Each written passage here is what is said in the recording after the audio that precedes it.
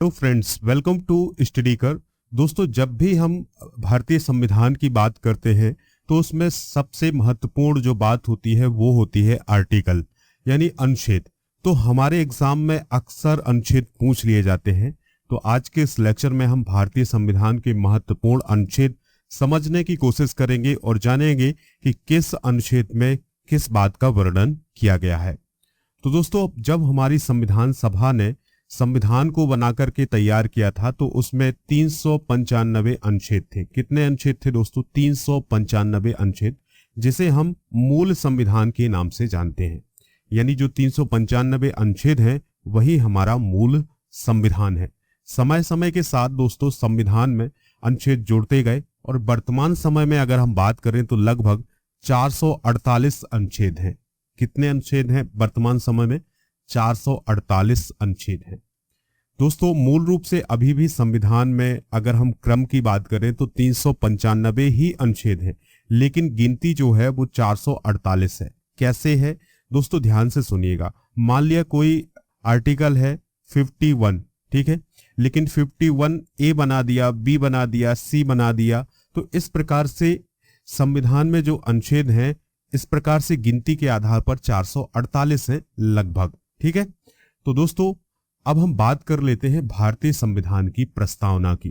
तो भारतीय संविधान की प्रस्तावना जो है वो संविधान की आत्मा कहा जाता है। तो भारतीय संविधान की जो प्रस्तावना है, चलिए उसको एक बार पढ़ लेते हैं, क्योंकि दोस्तों आपके एग्जाम में भी इससे रिलेटेड कुछ क्वेश्चन पूछ लिए जाते हैं। तो आज हम इन सब बातों को डिस्कस करेंगे। तो दोस्तों, भारतीय संविधान की प्रस्तावना की अगर हम बात करें तो इसमें लिखा हुआ है, हम भारत के लोग भारत को एक संपूर्ण प्रभुत्व संपन्न, समाजवादी, पंथ निरपेक्ष, लोकतंत्रात्मक गणराज्य बनाने के लिए तथा उसके समस्त नागरिकों को सामाजिक, आर्थिक और राजनीतिक न्याय, विचार, अभिव्यक्ति, विश्वास, धर्म और उपासना की स्वतंत्रता, प्रतिष्ठा और अवसर की समता प्राप्त कराने के लिए तथा उन सब में व्यक्ति की गरिमा और राष्ट्र की एकता और अखंडता सुनिश्चित करने वाली बंधुता बढ़ाने के लिए दृढ़ संकल्प होकर अपनी इस संविधान सभा में आज तारीख 26 नवंबर 1949 ईस्वी को एतद द्वारा इस संविधान को अंगीकृत, अधिनियमित और आत्मार्पित करते हैं। तो दोस्तों, ये है हमारे कॉन्स्टिट्यूशन की प्रस्तावना। तो दोस्तों, आपको प्रस्तावना जरूर पता होनी चाहिए। आपको याद रखना है कि 26 नवंबर 1949 को भारतीय संविधान को अपनाया गया था। 42वें संविधान संशोधन अधिनियम 1976 में क्या हुआ कि जो भारतीय संविधान की प्रस्तावना है उसमें कुछ शब्द जोड़े गए। कई बार एग्जाम में पूछा गया क्वेश्चन है कि जो भारतीय संविधान की प्रस्तावना है उसमें किस संविधान संशोधन के द्वारा समाजवाद, पंथ निरपेक्ष और राष्ट्र की अखंडता शब्द जोड़े गए थे। तो 42वें संविधान संशोधन के द्वारा ये शब्द जोड़े गए थे, ठीक है। 42वां संविधान संशोधन 1976 में हुआ था। कौन कौन से शब्द जोड़े गए थे? समाजवाद, पंथ निरपेक्ष और राष्ट्र की अखंडता। तो दोस्तों, ये सभी पॉइंट जो है वो आप नोट कर लीजिएगा।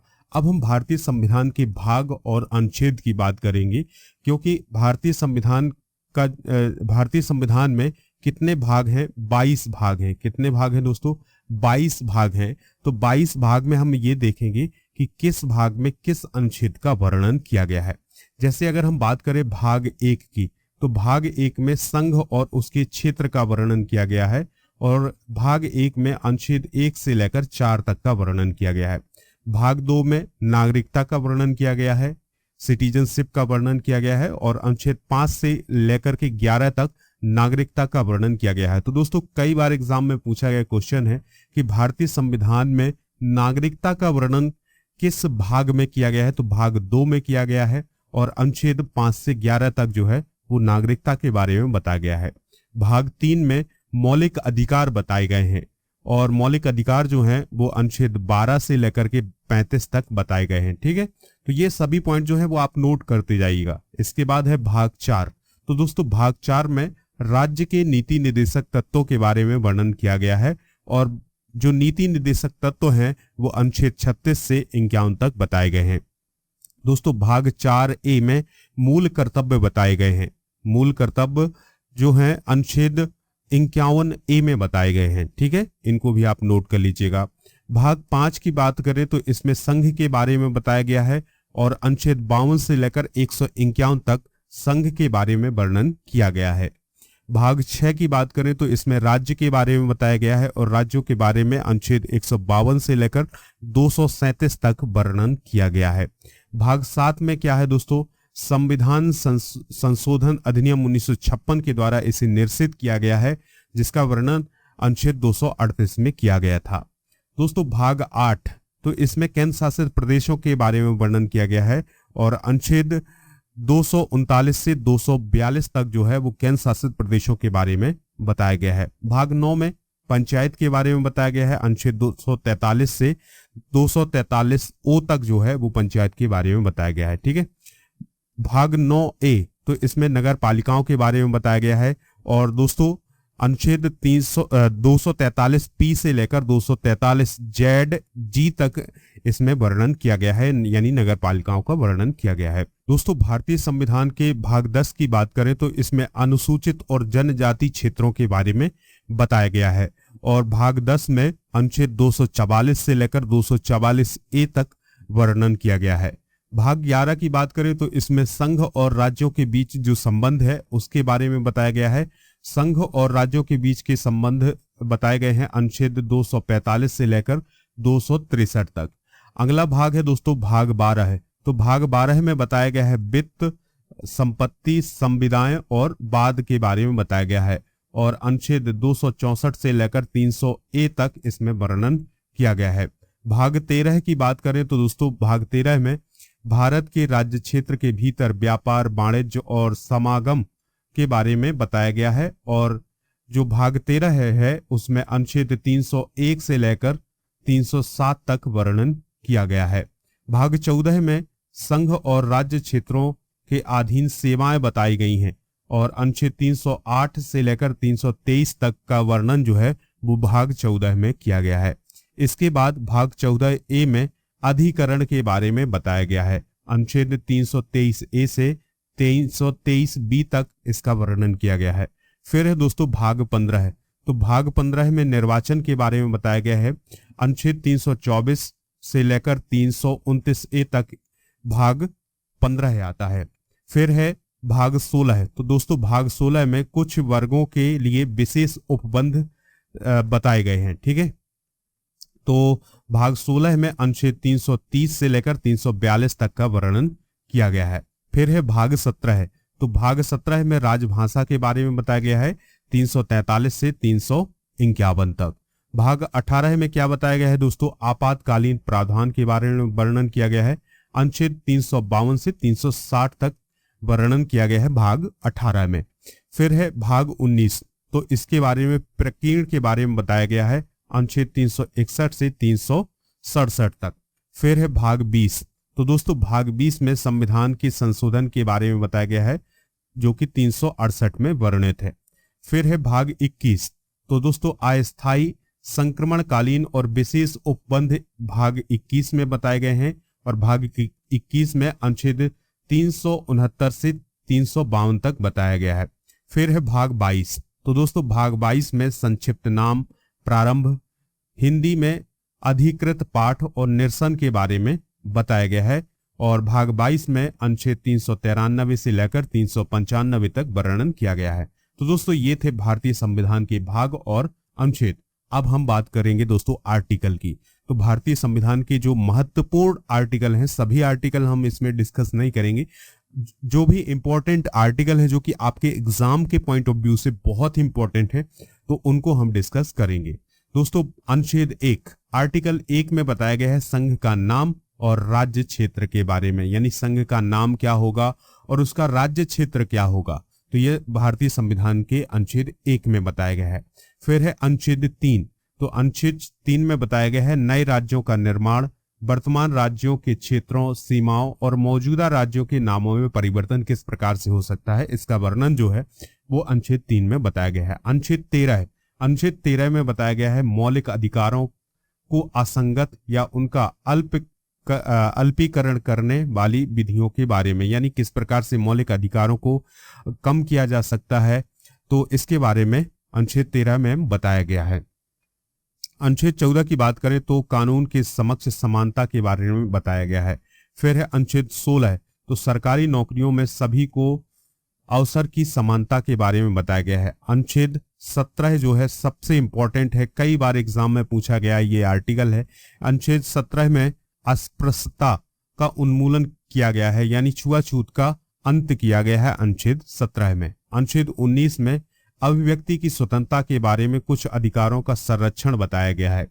फिर है अनुच्छेद 21 तो अनुच्छेद 21 जो है वो प्राण और दैहिक स्वतंत्रता का संरक्षण करता है। ठीक है दोस्तों, तो प्राण और दैहिक स्वतंत्रता का जो संरक्षण है वो अनुच्छेद 21 में बताया गया है। अनुच्छेद 21A की बात करें तो इसमें प्राथमिक शिक्षा का अधिकार बताया गया है। फिर है अनुच्छेद 25 तो अनुच्छेद 25 में अंतरात्मा की स्वतंत्रता, मनचाहा काम और धर्म के प्रचार प्रसार की स्वतंत्रता बताई गई है। ठीक है, तो ये दोस्तों आप नोट जरूर करते जाएं कि किस आर्टिकल में क्या बताया गया है। फिर अगला आर्टिकल है अनुच्छेद 30 तो अल्पसंख्यकों को शैक्षिक संस्थानों को स्थापित करने, उनका प्रशासन करने का अधिकार बताया गया है। फिर इसके बाद अनुच्छेद 31C में बताया गया है कुछ निर्देशक सिद्धांतों को प्रभावी करने वाली विधियों की व्याख्या इसमें की गई है। फिर अनुच्छेद 32 तो इसमें मौलिक अधिकारों को लागू करने के लिए रिट सहित अन्य उपचार के बारे में बताया गया है। अनुच्छेद 338 अनुच्छेद 38 की अगर हम बात करें तो राज्य लोगों के कल्याण को बढ़ावा देने के लिए एक सामाजिक व्यवस्था को बनाना इस आर्टिकल में बताया गया है। किस आर्टिकल में? अनुच्छेद 38 में बताया गया है। अनुच्छेद 40 में ग्राम पंचायतों के संगठन की बात की गई है। अनुच्छेद 44 में नागरिकों के लिए एक समान नागरिक संहिता के बारे में बताया गया है। फिर अनुच्छेद 45 में दोस्तों 6 साल से कम उम्र के बच्चों के लिए अनिवार्य शिक्षा का प्रावधान किया गया है। अनुच्छेद 46 में क्या किया गया है? अनुसूचित जातियों, अनुसूचित जनजातियों और अन्य कमजोर वर्गों के शैक्षिक और आर्थिक हितों को बढ़ावा देने की बात कही गई है अनुच्छेद 46 में। फिर है कौन सा अनुच्छेद? अनुच्छेद 50 तो इसमें कार्यपालिका से न्यायपालिका को अलग किया जाना है। वेरी वेरी इंपॉर्टेंट आर्टिकल है अनुच्छेद 50 जिसमें कार्यपालिका से न्यायपालिका को अलग किया जाने का वर्णन किया गया है। अनुच्छेद 51 अंतरराष्ट्रीय शांति और सुरक्षा को बढ़ावा देने की बात जो है वो अनुच्छेद 51 में की गई है। फिर है दोस्तों अनुच्छेद 51A वेरी वेरी इंपॉर्टेंट तो अनुच्छेद 51A में बताया गया है मौलिक कर्तव्य। क्या बताया गया है? मौलिक कर्तव्य। अनुच्छेद 52 में बताया गया है, इस अनुच्छेद के तहत राष्ट्रपति के पद को बताया गया है। ठीक है, तो अनुच्छेद 52 में क्या बताया गया है? राष्ट्रपति के पद को बताया गया है। फिर है अनुच्छेद 53 तो राष्ट्रपति की शक्ति एवं कार्य को बताया गया है। अनुच्छेद 54 में क्या बताया गया है? राष्ट्रपति के निर्वाचन की व्यवस्था को समझाया गया है। वेरी वेरी इंपॉर्टेंट आर्टिकल है जो राष्ट्रपति से रिलेटेड है, तो इनको आप नोट कर लें। अनुच्छेद 61 में महाभियोग की प्रणाली यानी महाभियोग की प्रक्रिया किस प्रकार की होगी वो बताया गया है अनुच्छेद 61 में। अनुच्छेद 63 की बात करें तो भारत में एक उपराष्ट्रपति होंगे, इस बात की जानकारी दी गई है। अनुच्छेद 72 में राष्ट्रपति के द्वारा क्षमा दान की शक्ति का वर्णन किया गया है। फिर है दोस्तों अनुच्छेद 85 तो प्रधानमंत्री के साथ मिलकर लोकसभा का विघटन करने की शक्ति इस अनुच्छेद के तहत राष्ट्रपति के पास है, यानी लोकसभा का विघटन किस प्रकार से होगा और राष्ट्रपति किस प्रकार से विघटन करेंगे लोकसभा का, इसके बारे में बताया गया है अनुच्छेद 85 में। अनुच्छेद 123 में अध्यादेश जारी करने की शक्ति के बारे में बताया गया है। फिर है दोस्तों अनुच्छेद 143 तो अनुच्छेद 143 में राष्ट्रपति सुप्रीम कोर्ट से सलाह लेने की शक्ति रखते हैं, इस बात का वर्णन किया गया है, यानी कि जो राष्ट्रपति हैं वो सुप्रीम कोर्ट से सलाह ले सकते हैं, ये अनुच्छेद 143 में बताया गया है। फिर है दोस्तों अनुच्छेद 74 तो अनुच्छेद 74 में क्या बताया गया है? राष्ट्रपति की सहायता के लिए मंत्रिपरिषद की गठन की व्याख्या की गई है। फिर अनुच्छेद 75 में क्या किया गया है? मंत्रिपरिषद के प्रमुख रूप से प्रधानमंत्री, यानी कि मंत्रिपरिषद के प्रमुख रूप से प्रधानमंत्री होंगे, यानी कि अनुच्छेद 75 में यह बताया गया है कि जो मंत्रिपरिषद के जो प्रमुख होंगे वो कौन होंगे? प्रधानमंत्री होंगे। अनुच्छेद 76 की बात करें तो भारत के महान्यायवादी का वर्णन किया गया है इसमें। अनुच्छेद 79 में किया गया है संसदीय व्यवस्था का वर्णन। और फिर दोस्तों अनुच्छेद 80 में राज्यसभा अर्थात उच्च सदन का वर्णन किया गया है। वेरी वेरी इंपॉर्टेंट होगा कि अनुच्छेद 80 में राज्यसभा का वर्णन किया गया है। फिर अनुच्छेद 81 में लोकसभा अर्थात निम्न सदन का वर्णन किया गया है। फिर है अनुच्छेद 100, किसी भी मुद्दे पर मतदान में यदि ड्रा या टाई होता है तो ऐसे में अध्यक्ष का मत निर्णायक होगा, इस बात का वर्णन किया गया है। अनुच्छेद 105 में संसद का विशेष अधिकार या संसदीय विशेषाधिकार के बारे में बताया गया है।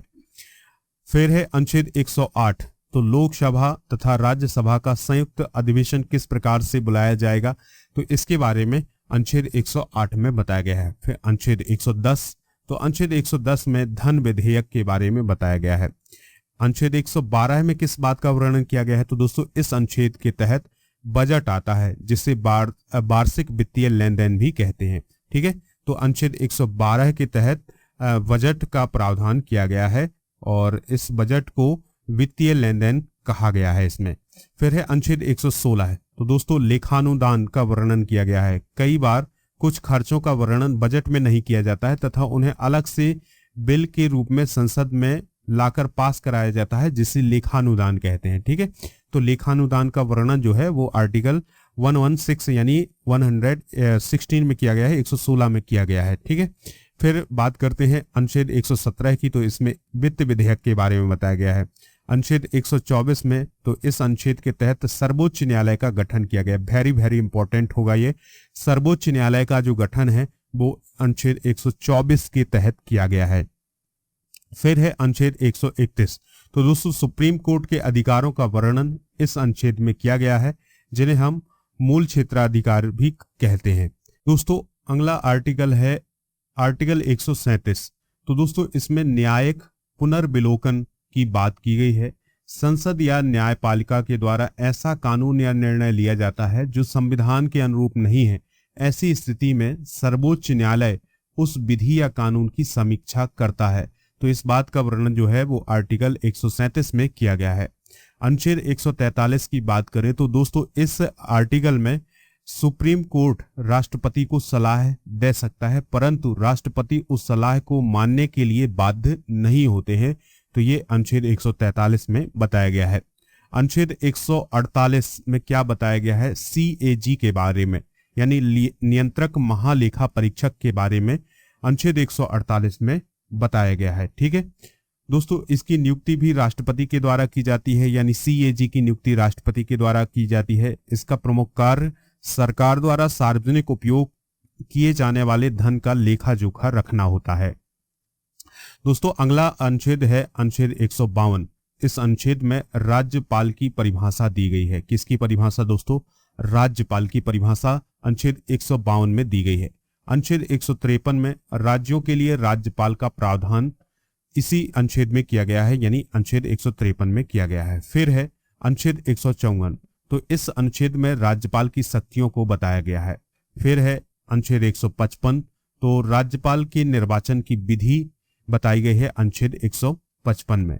फिर है अनुच्छेद 161, तो राज्यपाल को क्षमादान की शक्ति के बारे में जो है अनुच्छेद 161 में बताया गया है। फिर अगला आर्टिकल है दोस्तों अनुच्छेद 163, तो मंत्रिपरिषद की व्यवस्था राज्यपाल की सहायता के लिए राज्य की कार्यपालिका के रूप में की जाएगी। इस बात का वर्णन अनुच्छेद 163 में किया गया है। अनुच्छेद 164 की बात करें तो मुख्यमंत्री की नियुक्ति राज्यपाल के द्वारा की जाएगी तथा अन्य मुख्यमंत्री की नियुक्ति से जुड़ी जानकारी अनुच्छेद 164 में बताई गई है। दोस्तों 165 की बात करें तो इसमें महाधिवक्ता के बारे में बताया गया है। तो जिस प्रकार से केंद्र सरकार के लिए महान्यायवादी कार्य करता है, वैसे ही महाधिवक्ता जो है राज्य सरकार के लिए कार्य करता है।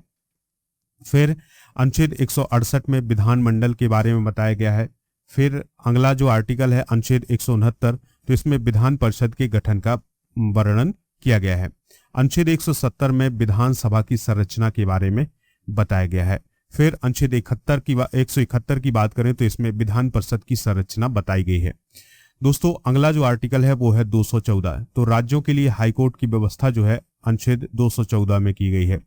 फिर है अनुच्छेद 216, तो उच्च न्यायालय के गठन की बात की गई है 216 में। अनुच्छेद 231 में, तो इस अनुच्छेद में 2 या 2 से अधिक राज्यों के लिए एक उच्च न्यायालय हो सकता है। इस बात का वर्णन अनुच्छेद 231 में किया गया है। अगला आर्टिकल है अनुच्छेद 249। तो अनुच्छेद 249 में बताया गया है राज्य सूची पर केंद्र द्वारा कानून बनाए जाने की शक्ति का प्रावधान बताया गया है। ठीक है। फिर है अनुच्छेद 262। तो अनुच्छेद 262 में राज्यों के मध्य नदी जल विवाद से संबंधित जो है वो अनुच्छेद 262 है। अनुच्छेद 263 अंतरराज्यीय परिषद, जिसमें सभी राज्यों के मुख्यमंत्री तथा केंद्र की ओर से प्रधानमंत्री शामिल होते हैं। तो अंतरराज्यीय परिषद जो है उसके बारे में 263 में बताया गया है।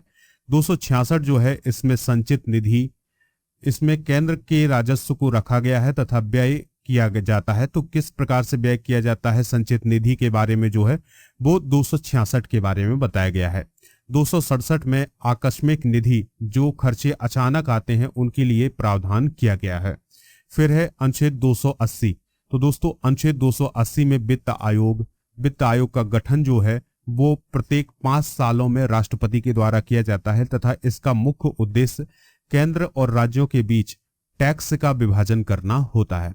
तो दोस्तों याद रखिएगा अनुच्छेद 280 जो है उसमें वित्त आयोग का वर्णन किया गया है। अनुच्छेद 312 में अखिल भारतीय सेवाएं जैसे IAS, IPS, IFS इन सब के बारे में बताया गया है। फिर अनुच्छेद 315 में संघ लोक सेवा आयोग के बारे में बताया गया है। फिर है दोस्तों अनुच्छेद 324। तो अनुच्छेद 324 में भारत में निर्वाचन कराने की पूरी जिम्मेदारी जो है वो इस अनुच्छेद के तहत निर्वाचन आयोग को दी गई है। यानी भारत में निर्वाचन कराने की जो जिम्मेदारी है वो निर्वाचन आयोग को दी गई है अनुच्छेद 324 के तहत। अनुच्छेद 330 की बात करें तो लोकसभा में अनुसूचित जाति और अनुसूचित जनजाति के लिए आरक्षण की बात 330 में की गई है। 331 में दोस्तों लोकसभा में आंग्ल भारतीय के लिए आरक्षण की बात कही गई है। अनुच्छेद 332 में विधानसभा में अनुसूचित जाति जनजाति के लिए आरक्षण की बात कही गई है। 333 में विधानसभा में आंग्ल भारतीय के लिए आरक्षण बताया गया है। और फिर 335 में सेवाओं या पदों में ST SC के लिए आरक्षण बताया गया है। अनुच्छेद 338 में अनुसूचित जाति आयोग के बारे में बताया गया है। और फिर 338A में ST यानी अनुसूचित जनजाति आयोग के बारे में बताया गया है।